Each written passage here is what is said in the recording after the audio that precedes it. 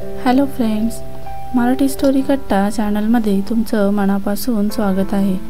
कथा पूर्ण वाचा आणि आवडली तर इतरांसोबतही शेअर करा.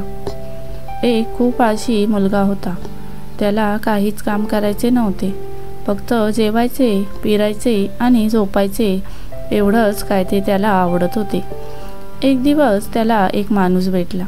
त्याला त्या मुलाची सवय माहीत होती. म्हणून तो त्याला सांगतो की एक आश्रम आहे, तिथे काहीही काम न करता 2 वेळचे जेवण आणि नाश्ता भेटतो. तू तिथे जाऊन राहा.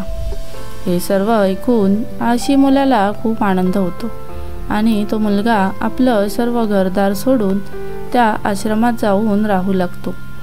त्या आश्रमात एक गुरुजी होते. ते प्रत्येकाला थोडा थोडा वेळ प्रवचन देत असत. तो ते मुलगा ऐकायचा. उरलेल्या वेळात आराम करून पोटभर जेवून झोपत असे.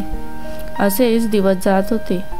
एक दिवस त्या आश्रमात काहीही जेवण शिजले नव्हते. नाश्त्याच्या वेळी नाश्ता मिळाला नाही. म्हणून त्या मुलाला वाटले की आता दुपारचे जेवण मिळेल, पण जेवणही मिळाले नाही. म्हणून तो मुलगा गुरुजींकडे जातो आणि त्यांना विचारतो की आज जेवण का मिळाले नाही. त्यावर गुरुजी त्याला सांगतात की आज एकादशी आहे आणि सर्वांचा उपवास आहे. तू पण उपवास कर, आज जेवण बनणार नाही. तो मुलगा खूप आळशी होता आणि त्याला खूप भूकही लागली होती. त्याने गुरुजींना सांगितले की मी उपवास करणार नाही, मला खूप भूक लागली आहे, मी जेवेन. गुरुजी बोलले, ठीक आहे, मग दुकानात जाऊन सामान घेऊन ये आणि आश्रमाच्या बाहेर जाऊन जेवण बनव. पण एक लक्षात ठेव की जेवण तयार झाल्यावर पहिला देवाला नैवेद्य दाखव आणि मगच तू खा. तो मुलगा म्हणाला, ठीक आहे, आणि सामान घेऊन तो नदीच्या काठावर पोचला. तिथे त्याने जेवण बनवायला सुरुवात केली आणि जेवण तयारही झाले. त्यानंतर त्याने नैवेद्य काढून देवाला बोलावू लागला, देव श्रीराम या आणि जेवून घ्या. खूप वेळ झाला पण देव श्रीराम काही येत नव्हते. म्हणून तो म्हणाला की मला माहीत आहे तुम्हाला चांगले खाण्याची सवय आहे, पण मला स्वयंपाक करता येत नाही. पण या आणि माझे जेवण गोड मानून घ्या. त्याचा साधेपणा आणि निरागस चेहरा पाहून देव श्रीराम प्रसन्न झाले आणि त्याला दर्शन दिले. त्या मुलाने बघितले तर देव श्रीरामांसोबत माता सीता सुद्धा आली आहे. पण त्या मुलाने तर 2 लोकांचे जेवण बनवले होते, एक स्वतःसाठी आणि दुसरे देवासाठी. आणि आता माता सीता देखील सोबत होती, म्हणून त्याने ते जेवण श्रीराम आणि सीतांसमोर ठेवले. प्रभू श्रीराम आणि माता सीता दोघेही जेवले आणि निघाले. तेवढ्यात तो मुलगा म्हणाला की देवा, तुम्ही आलात, खूपच छान वाटले. मला काही खायला मिळाले नाही, पण माझी एक विनंती आहे.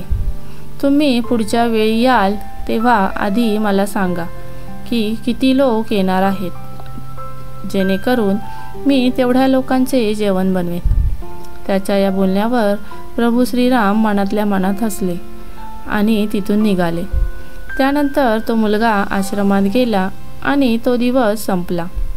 पुन्हा एकादशीचा दिवस आला आणि यावेळी तो मुलगा 3 ते 4 लोकांचे जेवण बनवण्यासाठी नदीच्या काठावर पोचला. त्याने खूप आनंदाने जेवण बनवले आणि देवाला बोलावू लागला. यावेळी सुद्धा मुलाने पाहिले तर प्रभू श्रीरामांसोबत माता सीता, लक्ष्मण, भरत आणि हनुमानजी आले होते. मुलाने तर 4 लोकांचे जेवण बनवले होते. यावेळी देखील जेवण कमी पडले. म्हणून मुलाने निराश होऊन नैवेद्य देवासमोर ठेवला आणि तो आश्रमात गेला. पुन्हा एकादशीचा दिवस आला आणि तो गुरुजींना म्हणू लागला की गुरुजी, मला आज जास्त सामान हवे आहे. गुरुजी विचार करू लागले की हा मुलगा एवढ्या सामानाचे काय करतो, कुठे विकत तर नाही ना. मग ते म्हणाले, ठीक आहे, तुला जास्त भूक लागली आहे का. मुलगा म्हणाला, नाही गुरुजी, मला भूक नाही लागली. देवासोबत बरेच लोक येतात, त्यांनाही जेवण लागते. गुरुजींना वाटले की हा मुलगा वेडा आहे, पण गुरुजींनी विचार केला की चला जाऊन बघूया हा मुलगा काय करतो. तो मुलगा सामान घेऊन नदीकाठावर पोचला आणि त्याने जेवण बनवायला सुरुवात केली. जेवण तयार झाले तसे तो देवाला बोलावू लागला. गुरुजी गुपचूप हे सर्व पाहत होते. यावेळी देवासोबत खूप जास्त लोक आले होते. हे पाहून मुलगा देवासमोर हात जोडून म्हणाला, प्रभू मला माफ करा. इतके लोक येत आहेत हे मला माहीत नव्हते आणि माझ्यात आता एवढ्या लोकांचे जेवण बनवण्याची ताकदही नाही. तुम्ही स्वतः या, बनवा, खा आणि मजा करा.